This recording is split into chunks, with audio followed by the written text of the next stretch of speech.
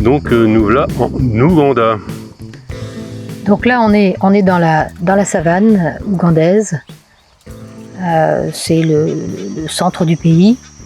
Et on va se diriger petit à petit vers la forêt équatoriale, la forêt épaisse, pour essayer de trouver les gorilles avec l'aide des rangers.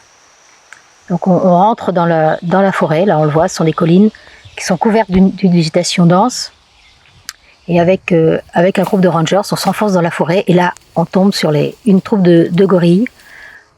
C'est assez impressionnant, ils sont très, très placides, très calmes, assez indifférents à notre présence, mais ils ont une puissance qui est assez impressionnante.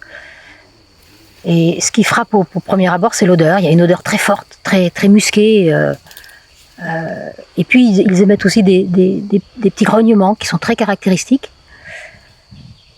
Ils observent leur environnement, ils se nourrissent. Il y a toute une petite troupe là, ils sont 4 ou 5. Il y a 2 dogris, il y a une femelle, il y a 2 jeunes. Et en fait, chaque troupe est surveillée par les rangers, de manière à les protéger d'éventuels braconniers. Et donc là, on a un dos argenté, qui s'appelle Murinzi, qui est du groupe de Katwe. Donc c'est lui qui surveille le groupe. Voilà, donc là, c'est assez silencieux, on observe toute la petite faune autour, le chant des insectes, des oiseaux. Et cette troupe qui est chez elle, c'est vraiment une émotion très forte.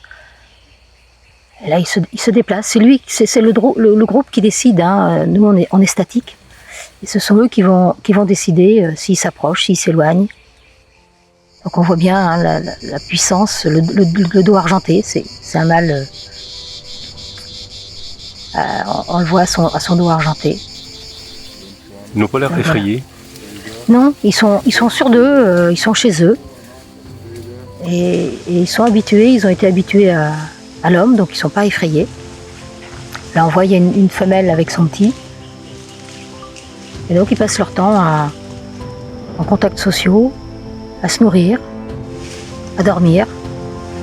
Là on le voit, il est en train de brancher une brindille, d'enlever l'écorce pour se nourrir.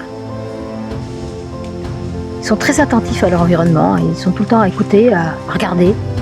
Ils surveillent les hauteurs, voir s'il n'y a pas un prédateur peut-être. Ils sont très agiles malgré la masse imposante qu'ils représentent.